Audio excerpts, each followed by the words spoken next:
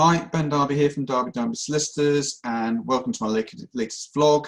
This one's on the budget reaction. I'm recording this at 20 to 2 on the 3rd of March, and the Chancellor of the Exchequer, Rishi Sunak, has just stopped speaking. As always with these sessions, a bit of guidance, not advice. Budgets are always national policy, and how it impacts on you personally would depend on your personal circumstances of you or your business or your loved ones or your life around you. So please, as always, take this bit of guidance, not advice. First topic I want to cover, coronavirus support. Furlough has been extended until the end of September.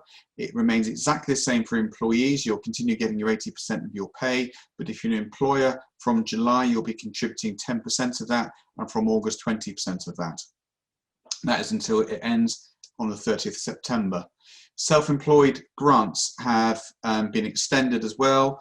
There are going to be 4th and 5th grants for those who qualify for self-employed. Check your entitlement.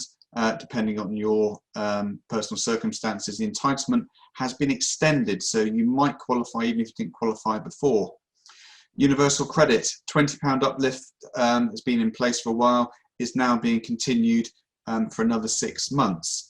Working families tax credits, those people in receipt of working tax credits are also going to get an extra payment. If I understood the Chancellor correctly, that's going to be a one-off payment to each and every one of you of £500. Once again, check your entitlements. For those businesses that, once again, it's still coronavirus support, C-bills, it's coronavirus business loans, and bounce back loans are coming to an end at the end of this month, 31st of March, but they are being replaced by another form of loan that's being guaranteed by the government on the up to 80%. Keep an eye for further updates on that from the government. Business rates relief, you've been enjoying business rates relief. That is now being extended to the 30th of June as well. It's going to be discounted thereafter. So once again, see those updates, it would depend on your business rate status. VAT for hospitality and tourism. Once again, that was reduced to 5% previously. That is still going to be stuck at 5% all the way until the end of September, and you're not going to hit a 20% VAT wall then. It's then going to be from the 1st of October, 12.5% until April of 2022, when it's going back to its 20%. Right, business restart grants. This is new. The government is putting in place for those non-essential retail businesses. I assume that's going to include hairdressers and personal care services, that there will be up to £6,000 available to you for business restart grants. I anticipate those will be managed through local authority, so keep an eye on your local authority website. And for hospitality sector and gyms, that is actually up to £18,000. Once again, that would be administered through local government, I imagine. Apprenticeships, something I wasn't anticipating. The government's clearly trying to get people to employ more people. The incentive for businesses to take on an apprentice has been doubled to £3,000. So you'll get a £3,000 incentive from the government if you take on an apprentice. Another new thing that has been proposed that was leaked last week is the mortgage guarantee scheme. It's quite similar to the Help to Buy scheme that existed 4 years ago. This means home buyers, not just first-time buyers, will be able to benefit from buying a property with only a 5% deposit. The government will then guarantee part of the loan. What element they'll guarantee will depend on the more detail that's going to follow. It's going to come out in April. It's up to £600,000 purchases, so you only need a 5% deposit. And there will be a number of the big lenders. I think the Chancellor mentioned Lloyds and Virgin Money, for example. A number of big lenders are really offering this product to consumers, to people who are wanting to buy first-time properties. While still on the property point, stamp duty holiday, the big one everyone's been asking for. The stamp duty holiday was due to end at the end of this month, 31st of March. It's now been extended to the 30th of June. So anybody who's buying their prime residence up to £500,000 will not have to pay stamp duty as long as you complete before the 30th of June.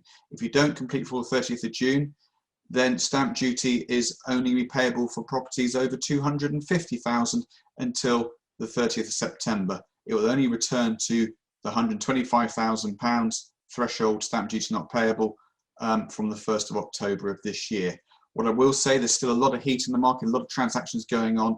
If you want to get into that £500,000 bracket by the 30th of June, you need to be looking to buy very, very soon. There's quite a lot of delay in the market at the moment. Corporation tax. So the Chancellor's announced increases in corporation tax. Currently it's at 19%, and from April 2023, that is going to jump to 25%, but that is only for businesses with profits over £250,000 in any 1 year. So anyone who's got profits under £50,000 in their limited company will remain at 19%. That's well up until April 2023. And anyone between profits between 50,000 and 250,000, there's going to be stages, it's going to be tapered. So it's not the only people who are going to be paying 25% of those businesses with profits over 250,000. If you're under 50,000, you're staying at 19%.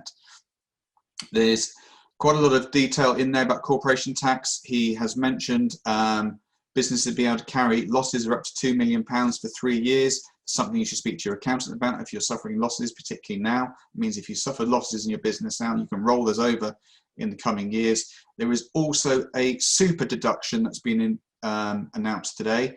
If I understand it rightly, and please take advice from your accountant on this, innovation investment in your business will attract 130% write-off against corporation tax. Now, with these sort of deductions and this sort of innovation investments and assessments, there's bound to be a lot of small print around this. Speak to your accountant, look at the regulations when they come about. Personal taxes, capital gains tax, frozen levels until 2026. That means the current level at which point you start paying capital gains tax is going to stay the same for the next 5 years.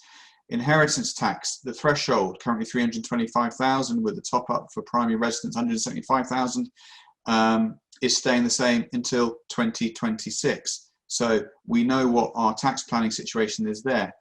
Income tax, he's frozen the thresholds again until 2026. There is proposed threshold increases, so that's the point at which you start paying tax, either I think it's around about 12,500, or you start paying a higher rate up at around 50,000. There is proposed increases next year. Those are still going to come, but beyond that, they are frozen until 2026. Once again, with the caps in relation to pension contributions, speak to your pension advisor, frozen until 2026. The other thing that's been abolished, and it's fuel and alcohol. There were planned increases for fuel duty and alcohol duty. They've both been abolished and both rates have been frozen. On that point, another thing I'll quickly say about that is a fund has been created. If you want to save your community pub, the government is going to help you with grants and money.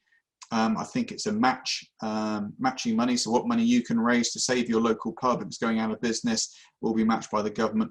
Look at that if it's something that's important to your community and see what's available to you. But that's my really quick summary of the budget 2021, 3rd of March 2021. There was masses more in there, things about Freeport, Plymouth, locally down here, things about all other elements of government spending. I haven't covered it all. I hope I've covered the key topics that people that listen to these vlogs want to hear. I will do a Q&A on this tomorrow. That's Thursday, the 4th of March at 6 p.m. here on Facebook Live. Thank you.